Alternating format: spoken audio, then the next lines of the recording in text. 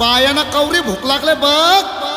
अग साजने माझ्या बाया भूकल्यान ग.